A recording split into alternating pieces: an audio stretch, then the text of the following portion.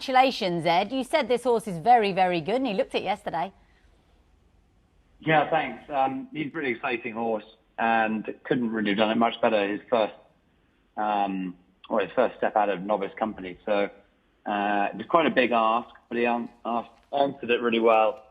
And despite a few things not being in his favour, so no, very impressed and very excited about him. Absolutely. It's great to have a young emerging sprinter coming through the ranks. And the race looked good, didn't it? Because the second has probably run up to the form that saw him win it last year.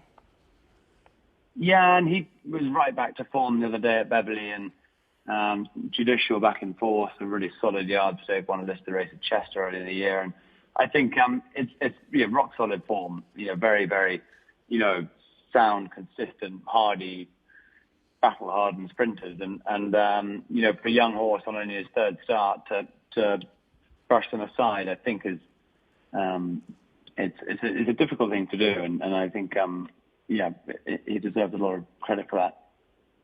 And you mentioned that he's sort of had a few things not go his way. He still seems to be learning about the game. Do you think that's fair to say? Does he show you that in the mornings as well, that he's still getting the hang of things? Yeah, he's a massive horse, and a very kind horse.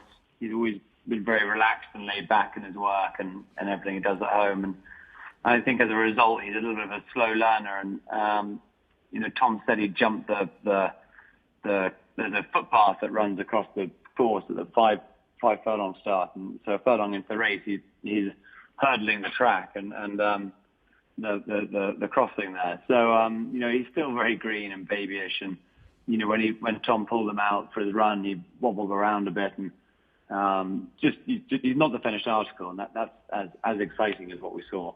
Yeah, it really is, and great for the owner. I think he bred him as well. I'm sure you've still got to have the discussion, but will you go for the Group 1 now, do you think, on Champions Day? I think, unfortunately, the ground's going to probably be a bit against us. He just about got away with that ground yesterday at York. It was good to soft, probably getting a bit softer, and he didn't love it.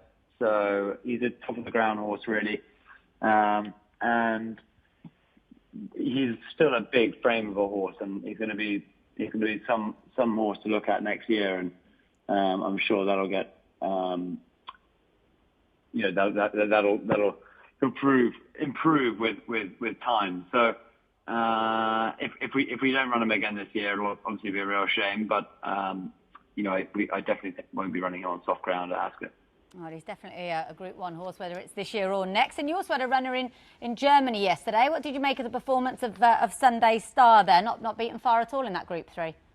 Actually, Starman's big sister. So she's the first foal out of Northern Star, and Starman's the second foal. So it was great for the wards to have two homebreds running in stakes races across Europe.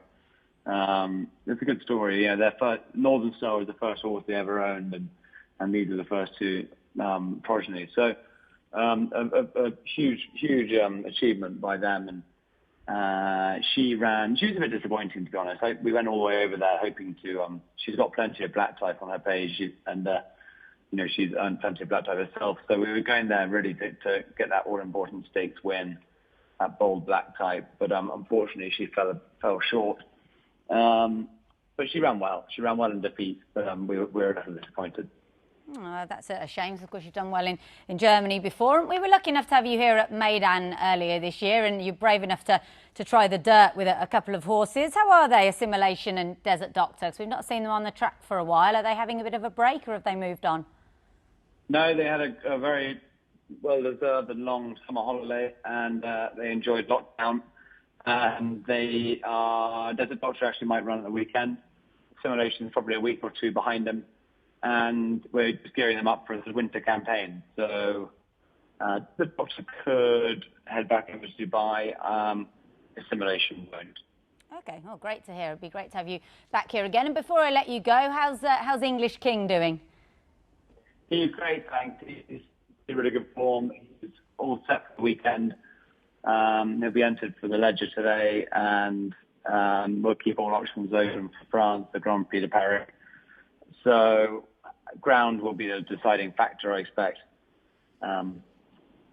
The ground at the moment is a bit soft for him at Doncaster, and this time of year it's hard to get to dry. So, and a few showers around. So I think probably the more likely race is to Grand Prix de Paris at this stage, but we're going to keep all options open. Okay, good to hear. And have you seen improvement in him over the last few weeks? Has he been doing well at home? He's been training great all year, really. We've never missed a beat with him, and things didn't necessarily go our way at Epsom, and Goodwood was disappointing. So we're really hoping that we can put that right, and wherever we go next, we're just looking for a nice flat galloping track and some fast ground, and hopefully that will bring about the English King we saw in the spring, and we still think there's unfinished business there. So hopefully we can get him back on track. Oh, I hope so as well. Many thanks for your time, Eb. We'll let you go, so I know you've got a busy afternoon. Best of luck for the weekend, and indeed wherever you decide to go with English King. Great, thanks a lot, Laura.